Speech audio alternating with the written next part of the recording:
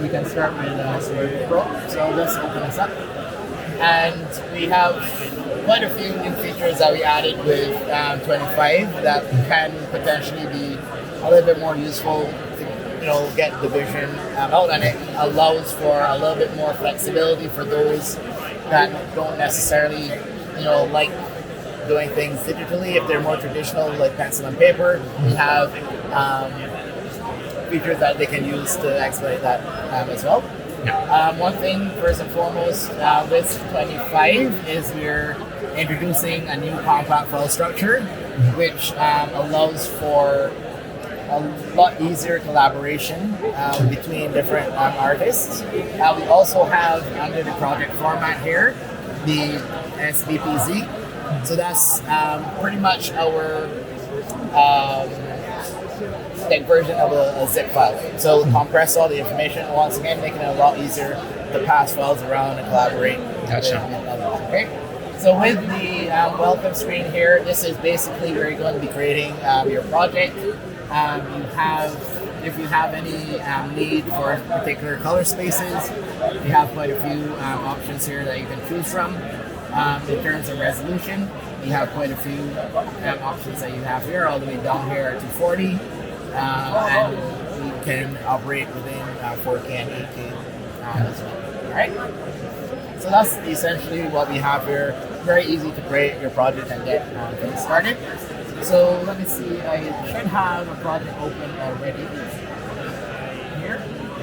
So this is the user interface or the workspace of Storyboard Pro, and several different windows that you can work in. Each window can have several different tabs depending on what it is you're actually trying to accomplish within the software as well. These windows can be compressed to expanded, collapsed or expanded. You can click on the plus button to choose the type of tab that you want to make use of.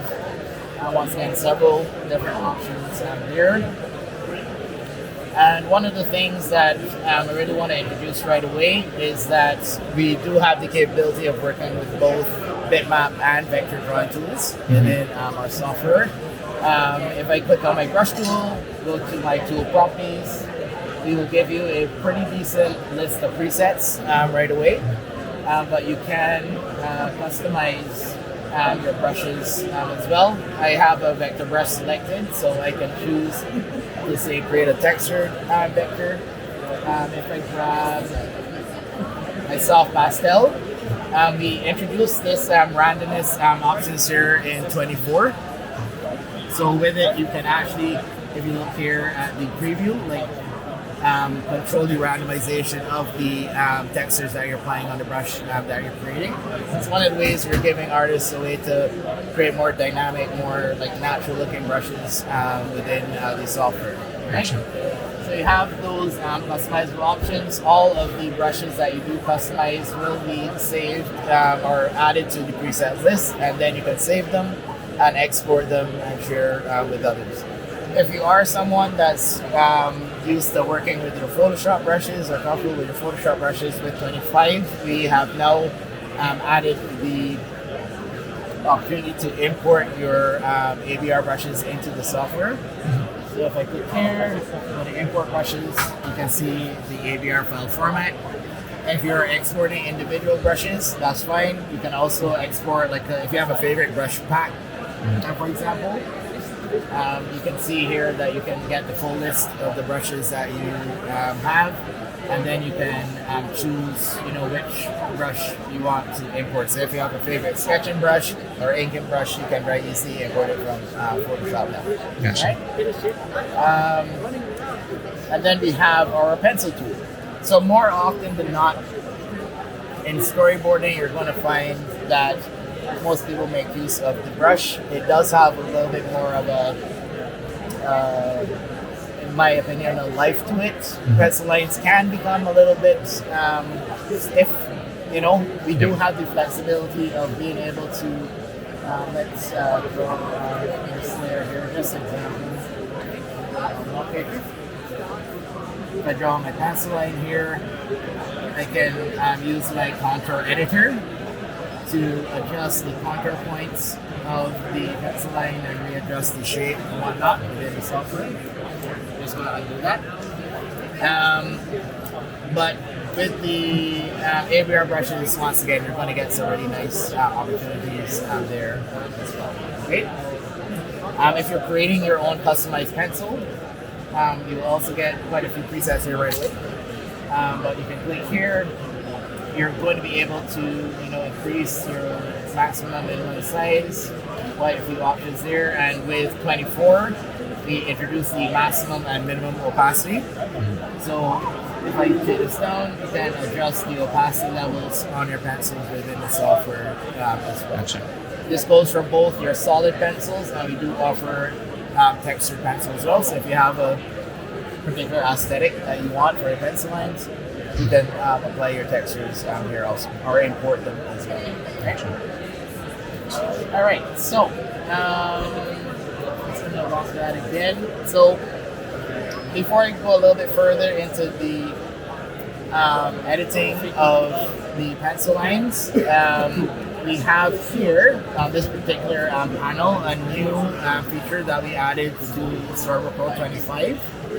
So it is something that we suggest using the stage view for. So it's called our thumbnailing page.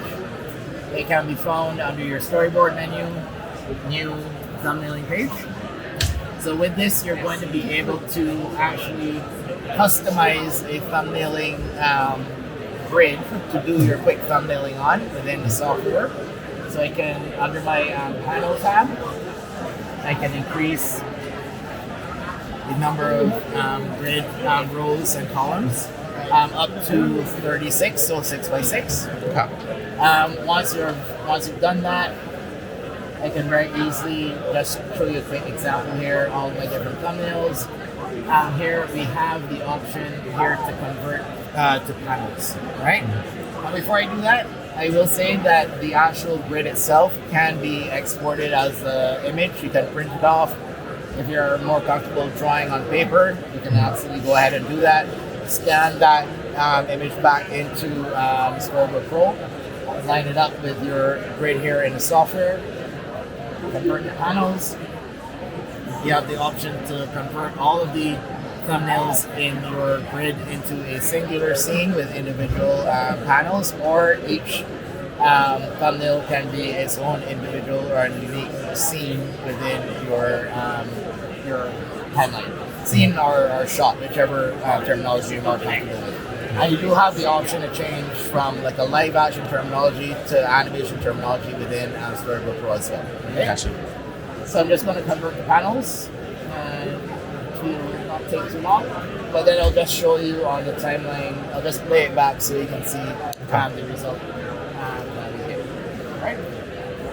From there, I can just go on to show you a little bit more about the camera tool that we have and the ability to actually animate your layers within the software.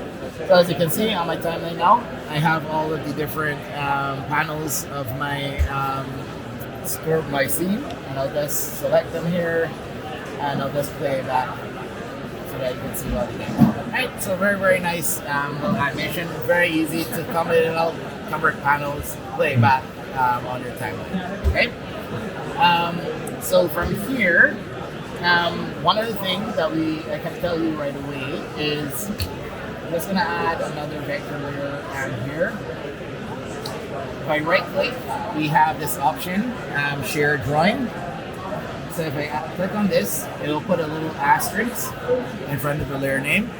And what I'll do now is I'll just copy this layer, and I'm going to paste it to these here. I'm going to paste special. So every panel now will have that shared drawing here, right? It's going to enable my light table. On that layer, I'm going to grab my shape tool. One of my tool properties, I'm going to choose a new pencil here. Just going to trace this very quickly.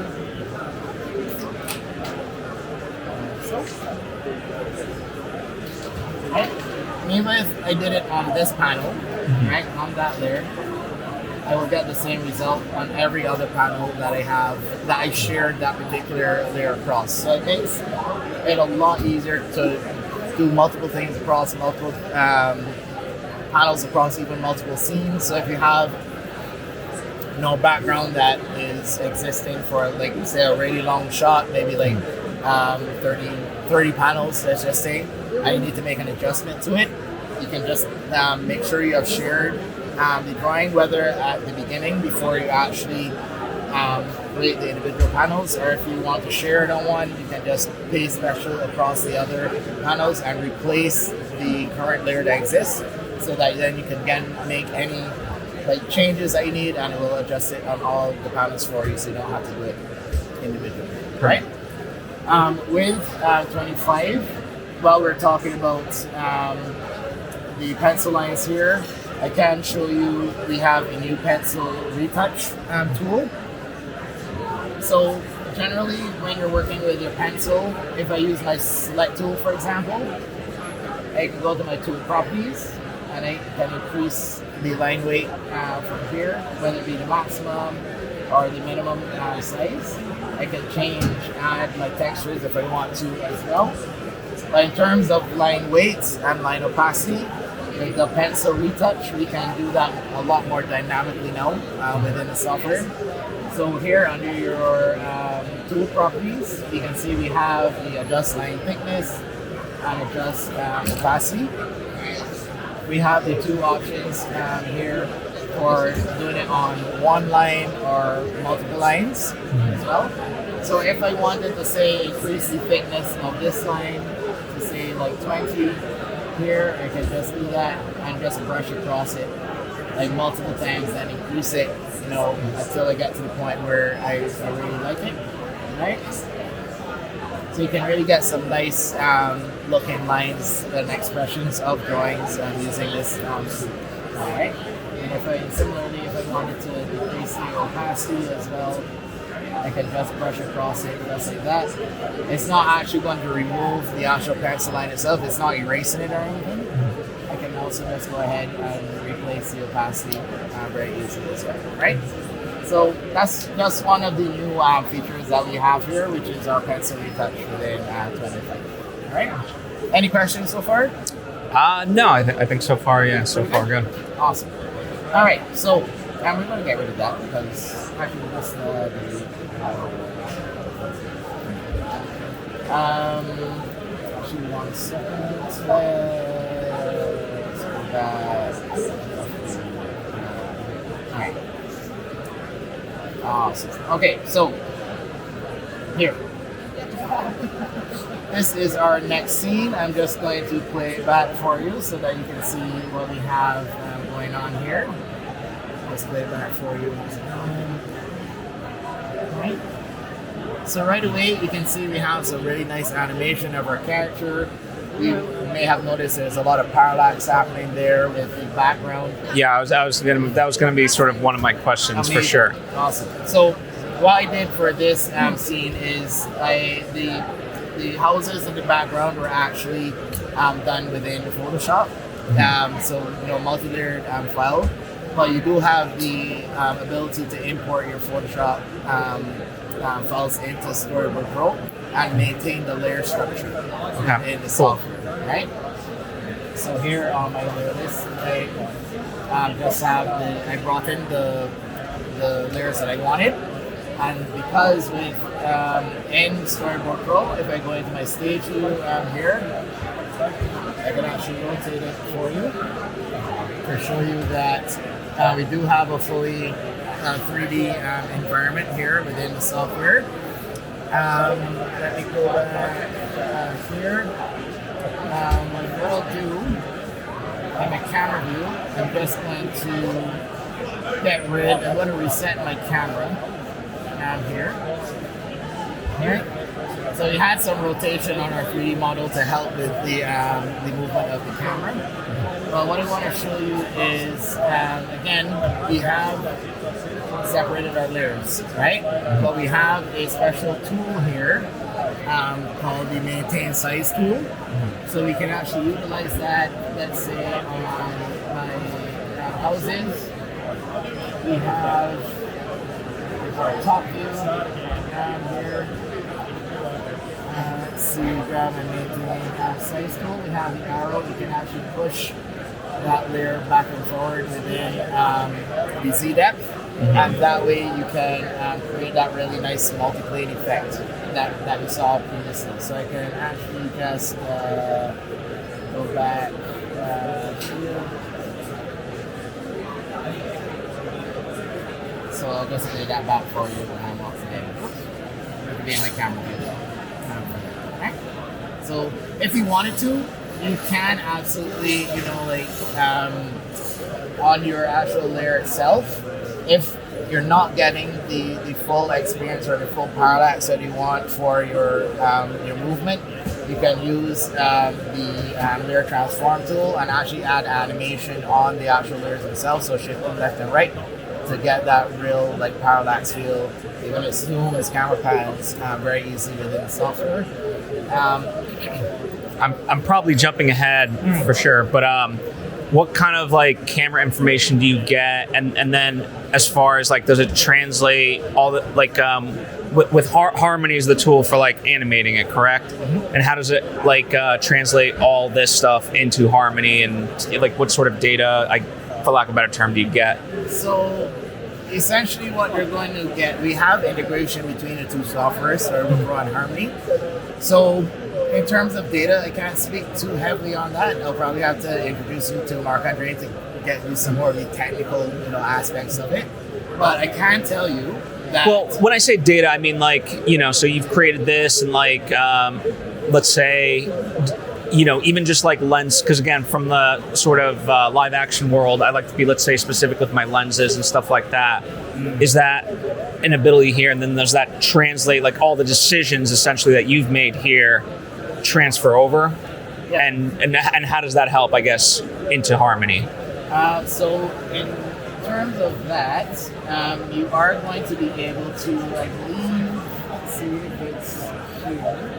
So you can adjust the focal length of your camera within Storyboard Pro, and through the integration, all of the information, you can actually export your Storyboard Pro scenes as Harmony scene files. So that will take all of the layer information, all of the camera moves, all of the layer animation, all of that will be carried over into Harmony, inclusive of the focal length and the camera action themselves. So it's not going to be a case of where you're going to actually have to redo it once you get over into Harmony. All of that information, once done here, can be exported to Harmony and you can make use of it. In which case, in Harmony, you could even say if the camera is distracting, for example, for the animator, they can decide. And from here now, if I want my character to get a little darker as the focal shifts, brightness contrast, add a keyframe. Around this point, you can add another one, say minus 40, get a little darker, and just like that, you can get a very, very quick wrap focus. And I think that is something say you're on a call with your storyboard artist, I really want to see what it will look like when the focus shifts within the scene. They can very easily do that on the fly with you, so you can more easily get your vision across for the project that you're working on, right? Very cool. We also introduced the ability to add grayscale if I want to reduce take out the color, again, non-destructive. Mm-hmm. And we also have blending modes as well, so maybe those that are very much familiar with Photoshop will recognize these, so maybe they want a multiply effect, again non-destructive, so you can play around with different elements within the scene that the storyboard artist has added, and again it all becomes a conversation very, very quickly. You can get something to see during the session, right? Sure. What else can I mention here? So when it comes to, I can go back to the compositional timing, for example, and I will just show you. I'm going to use this space between these two scenes here. I'll just introduce you to another workspace. It's called the Overview workspace. So as the name suggests, It will give you a general overview of all of the different panels that you have and scenes within your storyboard. And we have this really nice tab here called the library. So this is where you're going to be able to save like audio files, you're going to be able to save video files, reference material, all of that can be saved in a library folder. That folder is something that can be shared, across the team, so everyone will have the same assets used to build the storyboard. So if you have, like 3 storyboard artists each working on like Act 1, Act 2, and Act 3, they can collaborate, share the scenes that they're working on with others, and work on it very, very effectively. Is there, when you mentioned that, is there an ideal length or like file size that you don't want to get past? Like I ask because, so like in editing, like for a 2-hour movie, right? Even though you could theoretically edit the whole thing in Premiere Pro or whatever as a 2-hour piece, they say not to do that. Like it starts to really crash. So going back to like film reels, we literally just divide it like, into like 10-minute sections. Right, yeah. So I'm wondering if that's similar or at least like recommended. I would say I wouldn't, if it ain't broken, don't try and fix it. Yeah. So if like generally the smaller the file, the easier it is to manipulate. So, and especially as you would know, like editing a 2-hour thing versus editing something that's 10 minutes, it'd be a lot more efficient. Yes, No, you're totally fine. We're not live streaming or anything. But you can. This is for my animators. Sorry about that. All good. You're totally fine. So if you have a setup already or a process for your editing, you can. One thing that you can do, we have a project management feature in Storyboard as well. You can find it right here. So what you'll be able to do here is like split up the project. So if you're talking about like a 2-hour storyboard, you can say, all right, well, we're going to split this up into chunks, like let's say 10-minute chunks, and then you can take one and go into Premiere, do any editing, finalize that, jump on the next one, and whatnot, and then have like multiple people working on multiple different sections of it as well, right? Yep. So I would say I wouldn't say there's a specific kind of workflow in that regard. So if you have one that's already set up, Storyboard Pro is flexible enough that you can still work with it in your pipeline for sure. Right? And I guess my final question, as far as very basic, but as far as like naming, so the way I like when I do my shot list, I do it by scene number, and then I do a letter for the shot. And then, theoretically, if we were doing live action, then you do take and stuff like that. How does that work? So it's like, basically, we can communicate the same way. So if I say, hey, bring up 12B, how would that translate to something like this? So that's a good question for what I can show you right here. So let's say, for example, we have, again, multiple different storyboard artists working on this is you and you give me, I ask you to work on like scene 5, right? I say that because I have a scene 5. Sure. So right now you can see I have my scene 4 here and my scene 5. And here for my library, I can actually drag this one here and I'm going to place it between these two, right? When I release, we have this rename scene window pop up, because it will let me know that the scene I'm importing already shares the name with one that currently exists within my storyboard. So you have the option here to renumber your scenes, right, or rename them. So if I want this to be the new scene 5, I can just put in a new name here, and you can see that it will update all of these following scenes that come after. Gotcha. Right? So if I hit OK now, my new scene is scene 5, and the current one there is now scene 6. That is an operation that you can do at any point from your storyboard menu. So you can choose to rename, renumber the entire storyboard to your convention, right? Cool. And there's also an option within your preferences. You'll notice here we have like the rename panel or rename sequence. These are things that can be turned on in your preferences. So if you have a special, like you're saying, you have like take 1, take 2, you can very easily set up your naming convention within the software. And if I jump back to my timeline, I believe the command is Control F. So if I hit Control F, I can see the full shot list here. So like in your scenarios, like call up like shot 6. I can easily Control F, put in either choose it from the list or put in the name, and you can jump directly to that shot if you're doing a presentation or whatnot. Sounds good. Perfect. Any other questions around Storyboard? No.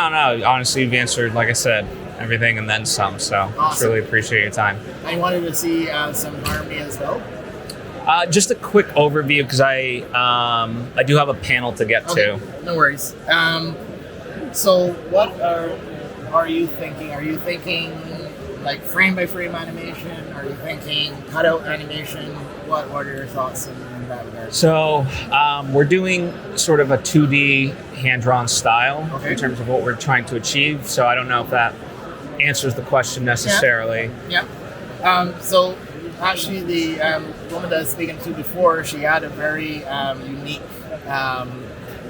scenario where she was doing a hybridization of cutout and traditional animation within Harmony. Right. So I'm just going to show you a scene here that I have a character rigging.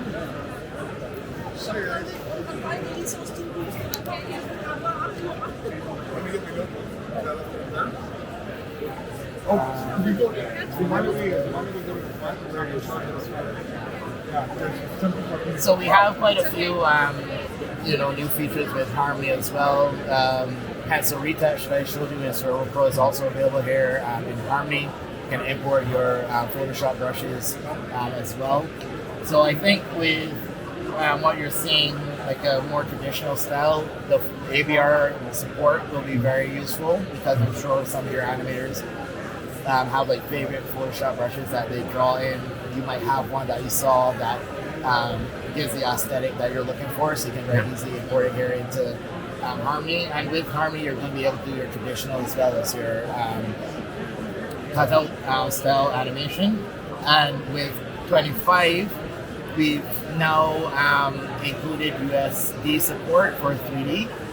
So if you're ever going to be using any like 3D models within your project, you'll very easily be able to import them with animation, call that animation up within Harmony.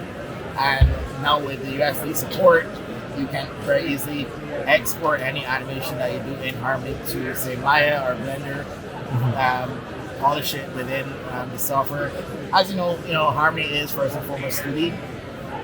So like to say, when you're doing like 3D, use the software that is built for like that pipeline. Yeah. But now with our integration, you can very easily move back and forth between the software, right?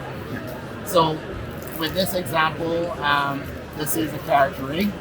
We have a really nice feature called the master controller applied to it up here. So I can just show you by moving it around the kind of things that you can get with the master controller. Right? We added several different deformers here to it, so with these you can very easily manipulate the shape or the volume of the drawing that it has been applied to, and it is something that you would use when you're building that master controller setup as well.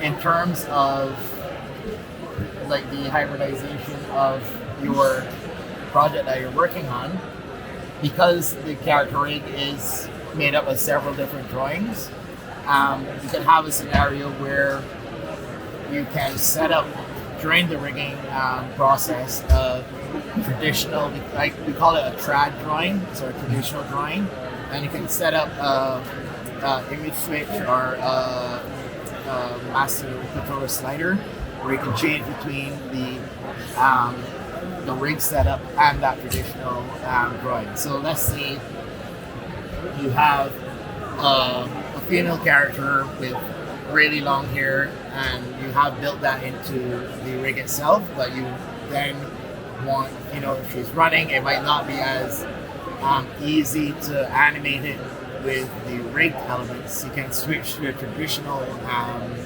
drawing and have a traditional artist like track the animation of the cutout artist and do the animation of the hair traditionally for you, right? Yeah. So with Harmony, you're going to get the room to be, experimental as well as expressive within the software for sure. So I don't think that you're going to have too much, based on what you're telling me. Like, it seems that you'll have a pretty decent collaboration with your artists and your animators. Yeah, it's very easy. And like with technology these days, a lot of remote work is happening.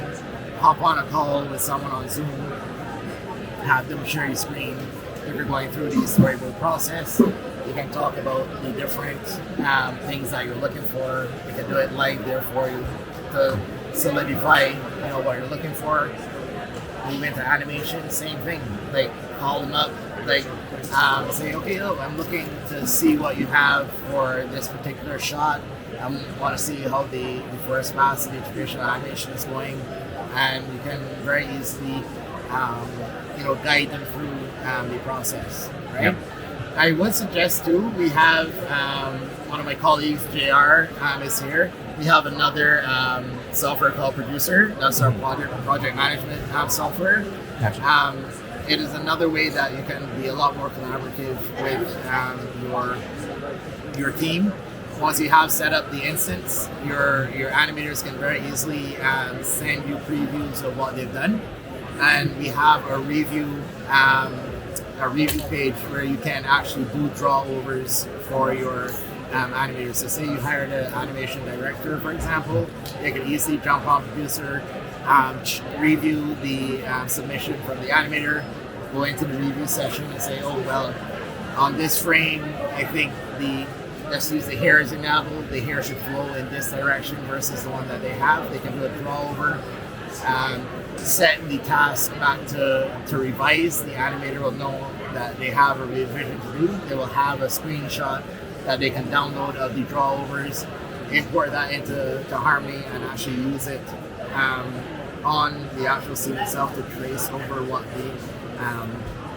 the animation director did. So if you do have some time this afternoon, I would probably not today, but maybe tomorrow for sure, something like that. I think, if I'm not mistaken, yes. And then this is his business card for Producer. So okay. I'll tell you have a business card with Sean. Yeah. Awesome. And just baseline, what's Jump? So Jump is our game development software. Gotcha. Right. So it does have integration with Godot, but you can also utilize external game development software like Unity, Unreal.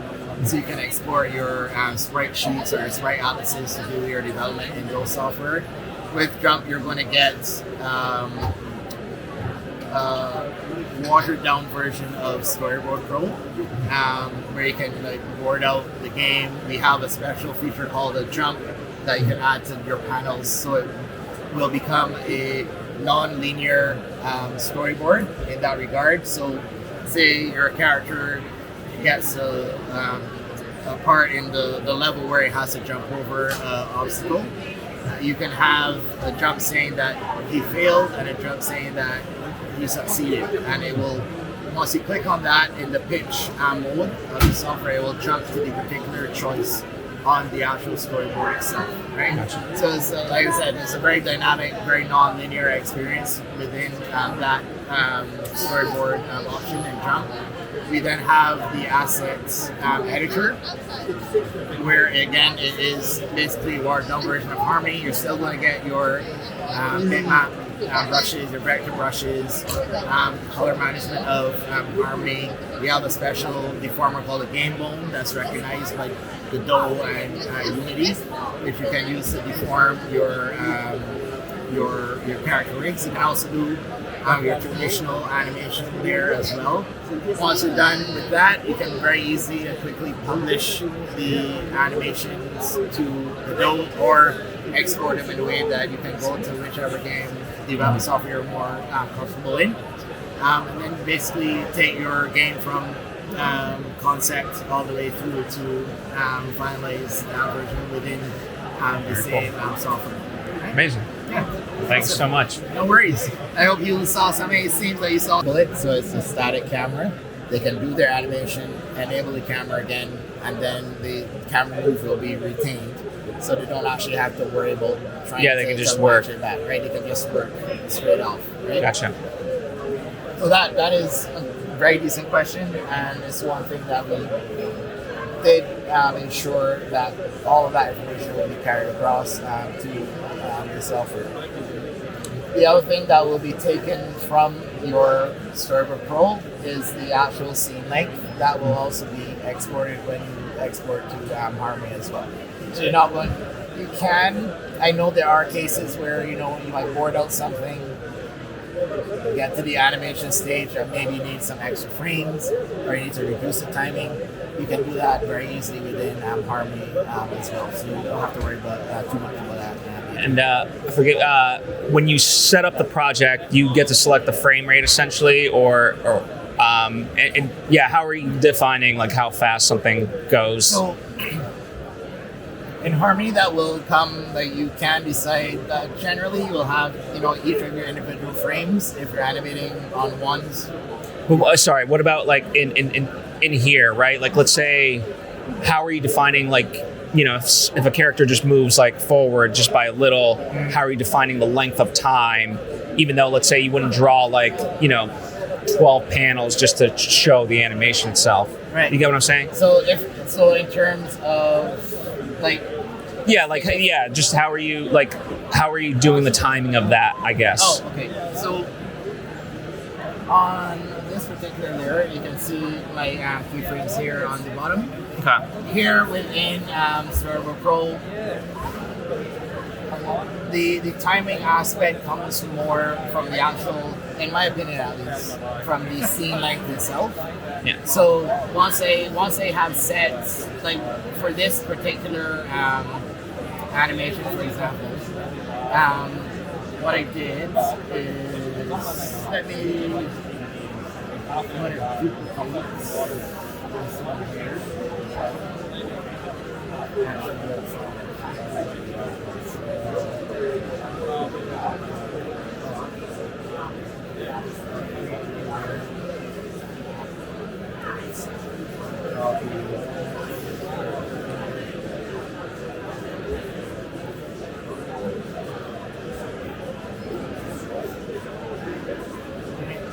I will just use this here just for like this.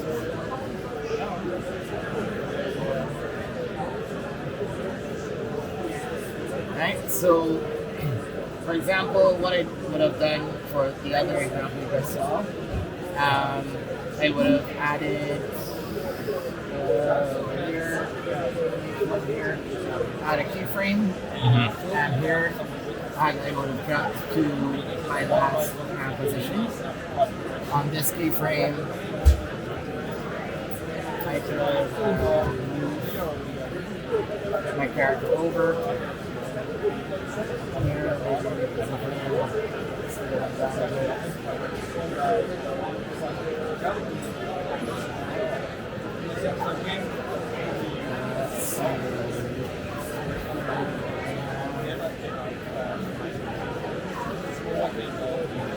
Alright, so if I have something like this, then maybe I need my character to go a little further in at this point. So my camera move, I could do that. And if you wanted to like lengthen the shot in general, the length of the actual like this right here, if you wanted to, I don't know how many seconds it is, let's say it's 4, but you want it to be 5. Oh, very easy. So if I select my panel, like under my panel tab, you can see the duration value here. So right now it's 3 seconds, 16 frames. Perfect. So if I want it to be 3 seconds, I just put in 2 zeros there and it will shorten that scene for me. And that essentially is like, that's what it's talking about. The timing, you're timing more the actual scene itself, rather than the actual motion of the characters. But even then, like on the actual keyframes, let's see here, we have like ease in and ease out, right? So say you have 24 frame. Let's just use a 24 frame panel, and you want to say ease your character or your motion into the animation that you've done. You can say put 12 here, and that will ease it into the motion. And then you can put, like, say if you want to just have a really quick slow down to the next keyframe, you can put like 6. So there is a little bit of math involved in terms of doing your timing for your layers within the software, but it's more of a general idea of how long it's going to take the character to get from point A to point B within the space of the 3 seconds. Once you get over to animation, the actual timing of the movement might adapt depending on the complexity of the action that the character is doing. Because I have seen some storyboards where it was pretty generic. Like I had a little bit of flexibility in terms of how I got my characters into the different poses of the action, and I had to adjust the timing when I got to the animation stage, right? Yeah. But here you can get a general idea just based off the length of the actual panel itself, and with giving the ease in and ease it out of the individual keyframes that we laid out. Gotcha. So this is a tangential question, but like, let's say you and I were working together, like you're my storyboarder, and you know, what's, at least from your eyes, the best sort of process? Like, what information would you want from me in order to get started, so that way I'm not having to like sit over your shoulder the entire time? And then at which points would you want feedback? Like, I'm just trying to figure out like a good workflow in general. So in your scenario, have you given me the script? Yeah, so I've given you the script. Let's say we've talked at least creatively, and maybe I've given you a shot list of like, okay, you know, within this scene, it starts with a wide shot, goes to a close-up, you know, does this, and like basic general, perhaps staging, maybe some bird's eye view of what's happening. So, you know, I can provide that sort of type of information, but then like, yeah, so right now, let's say like that's what you're starting off with. Okay, so in my head, what I'm thinking is I will go ahead based off my initial like prompts from you on the script that you've given me. I'll just go ahead and do, you know, what my creativity will allow based on what I understand from the script and your instructions. And then from there, I would say, because Storyboard Pro offers like your layer, your transform tool, your actual camera move, and being able to adjust the focal length and whatnot. You can all do that dynamically live. I say I'll hop on a call with you, cross Zoom, share my screen, and we can actually talk about it, and actually I can make changes based off of your prompts as we discuss. So it's not a case like in the past you would, you know, I will give you like an export of individual like pieces of paper and say, okay, then you have to make notes and say, for this scene, I'm going to need the camera to be a little bit closer. The timing needs to be X or Y. But with Storyboard Pro, and because of, you know, technology that we have now, it'll be very easy for us to say hop on a call. I'll show you what I have, and then you can actually talk me through what your vision is, and I can apply it live for you and see if it's aligning with what you're expecting. And essentially, so like, let's say, you know, scene takes place in whatever, one location, 2 people, and with like what you talked about, like the shared like in theory, if we make one change to one I'll call it a panel for lack of a better term, we can, you know, even though obviously it's different shots, you know, like let's say it's a wide shot to begin with, then a close up on you, close up on me. In theory, if we like change the background on one of the sort of panels, we can apply that very easily to the rest of them, right? Like, just for simplicity's sake, like let's say I initially wanted, I don't know, us to be on a beach, but then I'm like, you know what? Let's do a more corporate video. Would that, like, it's easy enough to just like swap out? Absolutely. So like say like in my first pass we had the beach scene like you were asking for. I shared that layer across, like even if it's like say we had the wide shot of us on the beach, went to the close up, I would have shared that beach layer on the wide shots only. Right? The close-ups may change a little bit because it's a different view of us. But say on the wide shots, because it's shared, I could just select everything on that, delete it, and start sketching out, you know, like an office scenario. And I just have to do it on the one layer. Cool. The one panel. Right? Sounds good. And it will update for the other ones. Right? Yeah. You do, and you don't have to commit to it being shared. It's not something that once you have shared it, it will always be shared. So you can say if it's 5 different panels, on panel 1, 2, 4, and 5, you can have it shared, and then you can remove panel 3 from that sharing experience, right? So the updates will only happen on 1, 2, 4, and 5, and 3 will stay the same, right? So there's a lot of flexibility in that sense for sure. Fair. This might be a tricky question because you might say nothing, but what limitations might there be? I don't know. I'm just curious. In which scenario?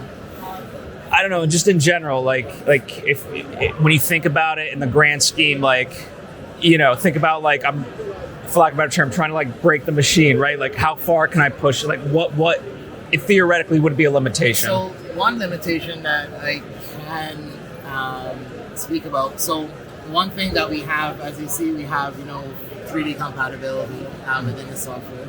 I actually do have a scene here, further down, right here. So I have this 3D model here. One thing that we can do with our layer transform tool, we have this mode, show 3D bone controls. So if your storyboard artist is, you know, familiar with 3D and they want to have like a mannequin like I have here, to build it, create the bone structure, it can actually be used as a reference tool that can pose the character within the software. Now, one could be tempted to say, okay, well, if I can do that, I could potentially just use that 3D model and animate it with the bone structure. But that's not something we're capable of doing just yet.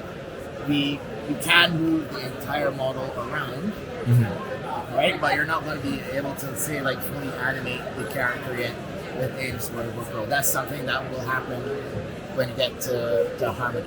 Gotcha. Right? And that's just a scenario in terms of if you're working. So forgive my ignorance, like so. Like for motion capture, let's say, like that wouldn't integrate at all, or not that I'm trying to do that. So, I'm just now thinking ideas. So with mocap, I would say we don't have like integration just yet, at least not to my knowledge. But what I would do in that scenario is potentially see if you can get like a video of the action being complete. You can just import that. We have the ability to add video tracks to our timeline, so you can add that video to, let's see if they have it here. Right, so we have like the video track here. If I enable it, I zoom out a bit, we can see it, we have it up here. Right, so you can have the video here, and you can watch the motion capture, or you can expand it so that it will fit within the camera frame, and then if you want to do some rotoscoping based off the mocap, you can very easily go and trace over it. That's good to know, yeah, because I like to like film a lot of reference, even just for my own purposes, you know, like even with my live action movies, like we just do the silliest, like, you know. Yeah, like just testing out the actions and see. Yeah, exactly. Yeah, absolutely. So I do know that some people that have, like, say, if they wanted a really nice, let's use the beach for example, and they had like a really nice sunset, like a what do you call it, time lapse of a sunset, and it's been recorded. Like they went out and recorded themselves. They can very easily import that into the storyboard, and you have the option of moving the track down. So instead of having it sit above all of your storyboard panel layers, you can place it beneath it. So you can do all of your like beach drawings and stuff on your storyboard layers, and behind it you'll have that time lapse of the sunset, right? Perfect. So in your case it'll be very, very useful based on what you're telling me to do your recordings and then share that with your storyboard artists where they can then import it into a video track and then Storyboard Pro and just make use of Arbiters scoping off of it. Sure. And one thing that I can tell you too with the videos, you do have the option of like shortening the videos as well. If you wanted to say happen just over the course of like 3 panels, you can shorten it once you've imported it, but you're not actually going to be clipping the video itself. You can still utilize the entire import, right? Cool. And any more questions along that line? No, I mean, honestly, I think you've answered everything that I was looking for and then some. So I appreciate your willingness to. I know I might have some odd questions. No, you're really great questions. One thing that I can add to it there, which might be of interest to you. So this is a new feature that we added with 25. So you'll notice on our characters here, as I scrub through my animation, that the focus is changing, right? So with 25, you can now add non-destructive layer effects to your layers and animate them over time, right? And that's done from the effects stack. So if I select my Nana character here, you can see we have a Gaussian blur and a brightness and contrast, and I can actually control the movement of the scene here as well. I'm just going to get rid of that so that you can see it there. But if I expand these, we can actually see the keyframes of those effects, right? So if you wanted a wrap focus for this shot, for example, since I have my characters here done already, I'll just go on my hat layer here, go down to my effects. I'm going to add a Gaussian blur. I'm going to add myself a keyframe, get to a point where she comes into focus, add another keyframe here, and change this blur to 2, and it will apply that blur. It is, again, non-destructive, so it's something that I can enable and disable, right? And now I have that nice wrap focus there to my character. But as you notice, he is just the line work, so what we can do is right-click, and we can choose Generate Automat. I can add a matte layer behind it, and what will happen, since I've already added the Gaussian blur here to the parent layer, it will also be adopted to that automat that I created, right? So now you can see that both of them will blur. So very, very quickly get that really nice wrap focus for your scenes.